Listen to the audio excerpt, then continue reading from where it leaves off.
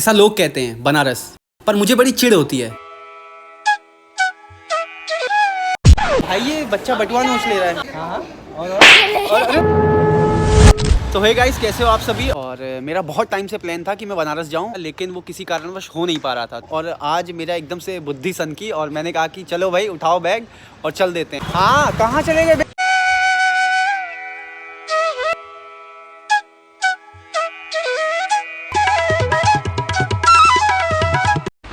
तो अभी यार टिकट लेना है, टिकट नहीं लिया है। टिकट तो अभी टिकट हमने ले लिया है। 11 बज चुके हैं और ट्रेन 11:55 की है। तो तब तक इंतज़ार करते हैं। मैं हूँ प्लेटफॉर्म पे।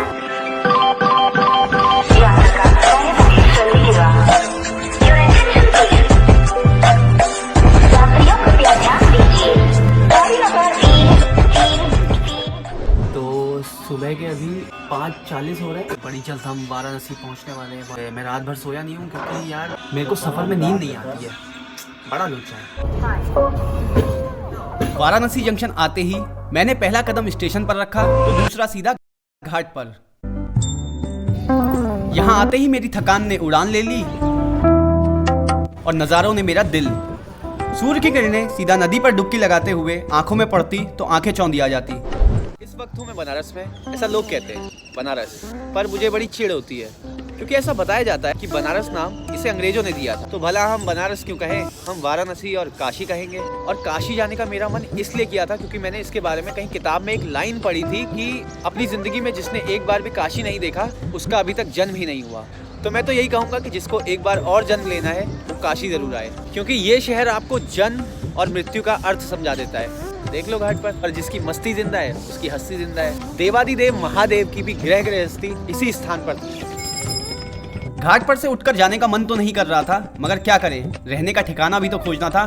तो मैं निकल गया नए शहर में एक नया संघर्ष करने। तो भाई जिस तरीके से मैं ट्रैवलिंग करता हूँ, मैं तो कहूँगा भाई कोई मत करे, क्योंकि भाई मेरा कुछ भी प्लानिंग नहीं होती है कि मुझे कैसे जाना है, क्या करना है। और अभी भी मैं अब होटल ढूंढ रहा हूँ। तो अब होटल ढूंढने से पहले हम गली में घूम रहे थे तो हमें धर्मशाला दिख गई। ठीक है, तो मैंने सोचा भाई ठीक है पूछ लेते हैं। तो चले गए भाई, हम पूरे एक्साइटेड एकदम। और मुझे लगा भाई बढ़िया रूम होगा। जैसे उन्होंने खोला, एक चारपाई रखी है, उसमें कुछ बिछाया भी नहीं है। ऐसा लग रहा भाई जेल में आ गए। अब हमें ऐसा लग रहा है कि भाई ये फ्री होगा। हमने कहा अंकल इसका प्राइस कितना है?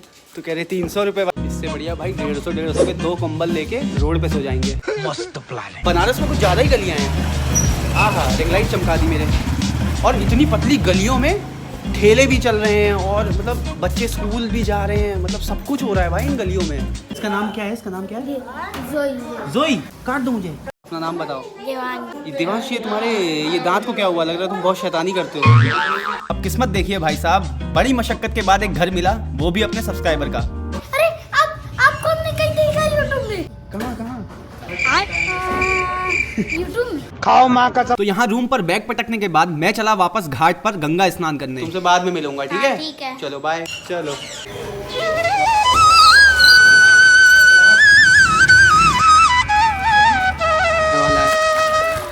भाई छोड़ना मत भाई। इतना ठंडा लग रहा था ना कि पूछो मत यार। एक बार आपने डुबकी लगा दी तो फिर आप डुबकी लगा लोगे, फिर आप पानी से बाहर नहीं आओगे। ऐसा भी है। देखो, एक तो मुझे तैरना नहीं आता है, तो मैं पानी के उतने भरपूर मजे ले नहीं पाता हूँ। जिस दिन मैं तैरना सीख गया ना, उस दिन मैं निकाल के पानी में से मछलियाँ खाऊंगा। ये नगरी इतनी पावन है कि अगर कोई गाली भी देगा तो मैं प्रसाद समझकर ग्रहण कर लूँगा। और मैंने यहाँ पे सोचा कि यहाँ नहाने के बाद काशी विश्वनाथ जाऊँगा, बट शायद लेट हो गया है। 12 बजे वो बंद हो जाता है। तो कोई नहीं, आज हम जितने भी घाट कवर हो सकते हैं ट्राई करूँगा कि वो कवर करूँ। शायद 80 से 90 घाट हैं यहाँ पर। मतलब हर जो घाट का जो नाम है उसके पीछे भी एक स्टोरी है। इतनी पुरानी बिल्डिंगें हैं, देखो पीछे। यहाँ के कुछ स्थानीय लोगों से बातचीत करने के दौरान मैंने मुख्य घाटों और मंदिरों के बारे में जानकारी जुटाई, जिन्हें शायद ही आज मैं देख पाऊंगा।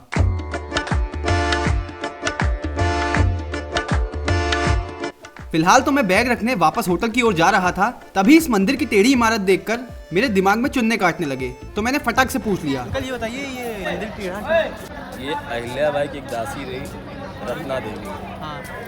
उनके पुत्र ने इस मंदिर को बनवाया जी। उन्होंने कहा कि मैं आपके दूध का कर्ज उतारने के लिए मंदिर बना रहा हूँ।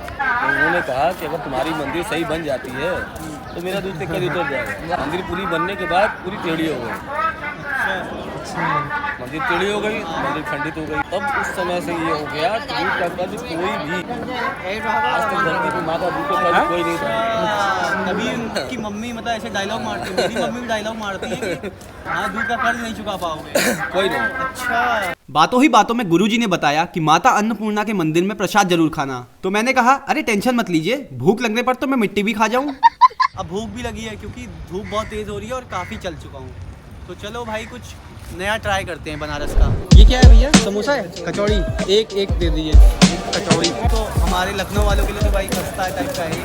लगा दो एक प्लेट, चाप देते हैं। तो अभी मैंने ये लिया है खस्ता कचौड़ी, मैं टेस्ट करके बताता हूँ। दम तो है, चांद तक जाएगा। मुझे ये देखो हिचकी पता है क्यों आती है मुझे भाई, ये गंदा नहीं हो रहा है, हिचकी मुझे इसलिए आती है क्योंकि हरी मिर्च और बताशे जब मैं पानी के खाता हूँ तो मुझे हिचकी आ जाती है, पता नहीं क्यों। किस किस को आती है बताना। बनारस भाई क्या अजूबा है भाई, अजूबा। इतनी गलियों में हम इतनी बार भटक चुके हैं लेकिन हमें फिर भी ना अपना होटल याद हो रहा है, कुछ याद हो रहा है। वो कहते हैं ना कि India is not for beginners, भाई Banaras is also not for beginners.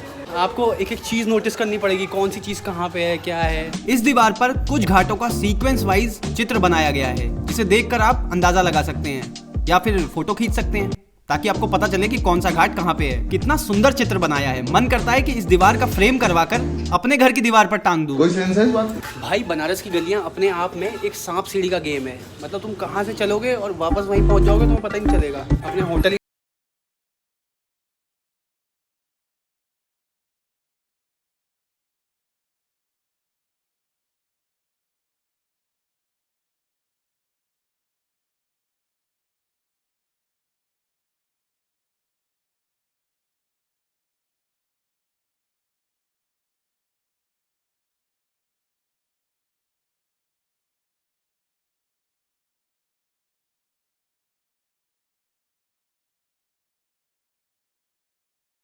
कई लोग रास्ता बताने में असमर्थ हो गए तो मजबूरन मुझे पक्षियों की भाषा बोलकर तोते से रास्ता पूछना पड़ा। होटल में बैग फेंकते ही कंधे से बोझ हल्का हुआ। तो भाई हम बार बार अपने होटल का रास्ता भूल जा रहे थे, तो हम अपने जो होटल का ओनर है उसके बेटे को ले आए यहाँ पे। तो ये हमारा गूगल मैप है। आराम से चलो, आराम चलो। वो दूसरा दांत भी झड़ गया तो, दूसरा दांत टूट गया तो हमसे मत बोलना भैया, आपको मैं बनारस पूरा घुमाऊंगा। हमें अन्नपूर्णा माता मंदिर तक ले जाने के लिए ये नाबालिग रूपी गूगल मैप हमारे साथ आया। शुरू में तो लगा ओहो धन्य भाग हमारे, चलिए। थोड़ी देर बाद लगा ओहो गलती हुई जो हम तुम्हारे साथ पधारे।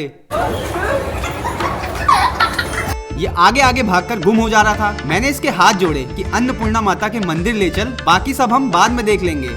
मगर ये तो जैसे एक टेबलेट कसम खा के आया था कि पूरा बनारस आज ही घुमा देगा। अरे हाँ यार, वहाँ तो ऊँट राइडिंग भी होती है।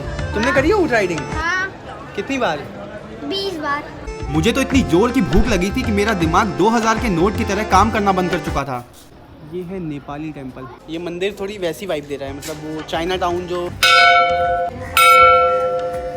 मुझे तो बहुत पसंद आया है। लकड़ी में जिस तरीके से कारीगरी करी गई है, नक्काशी करी गई है, ये बहुत पुरानी है। ये बच्चा भाई इतना तेज है भाई, कसम से अंग्रेज है ये ना, बहुत आलसी है। हाँ और पुलिस इसको गिरफ्तार करिए। भाई ये बच्चा भाई, इसको उंगली पकड़ाई, इसने कंधे पकड़ लिए भाई मेरे। अरे कंधे पकड़ लिए। चलो। मुझे बताना भाई, बनारस में लोग कार खरीदते हैं क्या? और खरीदते हैं तो कहाँ पे रखते हैं? क्योंकि गली तो बहुत ज़्यादा पतली है। चोरी बच्ची हो क्या?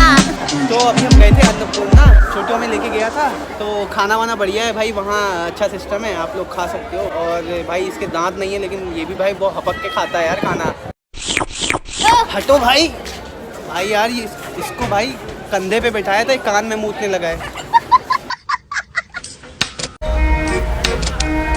अरे बिल्लू बिलौटे, तुम यहाँ? अभी बज रहे हैं शाम के 6 और मैं जा रहा हूँ 10 अश्वमेध घाट गंगा आरती देखने, क्योंकि यहाँ मैंने पूछा तो उन्होंने बताया कि वहाँ सबसे अच्छी होती है मेन आरती, शायद वहीं पे। भाई कितनी बोटिंग कर रहे हैं लोग, सुबह से बोटिंग कर रहे हैं। हम भी कल घाट ट्राई करें।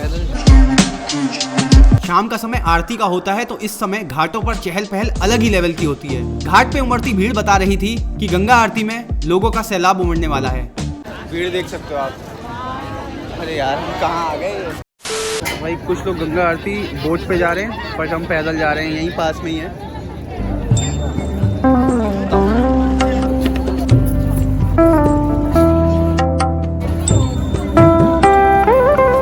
देखो मेरी नई बोट बनने जा रही है।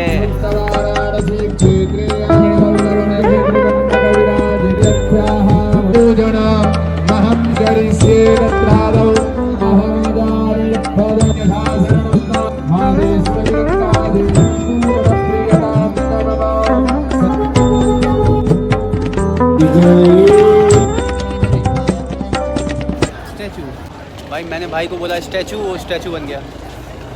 दिखाना चाह रहा है कि वीडियो को लाइक ज़रूर करें यार। अभी अभी मैं गंगा आरती देख के आ रहा हूँ, मतलब यार मेरे पास शब्द ही नहीं है भाई। मैं तो एकदम गुम हो गया था भाई।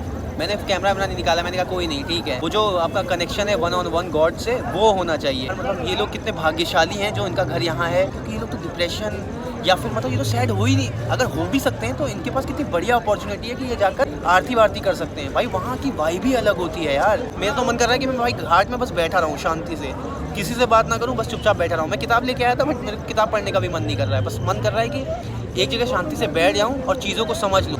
तो खुद को भी समझो, जगह को भी समझो। पहले दिन ही शहर ने सिखा दिया कि 4 रिश्तेदार एक दिशा में तभी चलते हैं जब 5वां कंधे पर हो। अलग अलग धर्म और जाति के लोगों से बात करके मालूम हुआ कि कोई भी जाति नीच नहीं होती, लेकिन नीच इंसान हर जाति में होता है। घाट पर चिताओं को जलते और परिवार को रोते देखा तो समझ आया कि लगाव कैसा भी हो, अंत में दुख का कारण बनता है। तो आज का पहला दिन मेरा समाप्त होता है। बनारस में समय का पता ही नहीं लगता है, क्योंकि हर घाट में कुछ ना कुछ प्रक्रिया हो रही होती है। कहीं पे लाशें जल रही हैं, तो कहीं पे कुछ हो रहा है, तो कहीं पे कुछ हो रहा है। मतलब लोगों की भीड़ आपको हमेशा हर पल रोमांचक करती रहेगी। इस समय मैं खा रहा हूँ झालमुड़ी। अद्भुत नगरी है, अद्भुत। समय हो गया है 9, 9:30 हो गया है, बस अभी भी घाट पर बराबर भीड़ है। बनारस आए और बनारस का पान नहीं खाया, क्या खाया? रितेश यार कहाँ गया वो? I love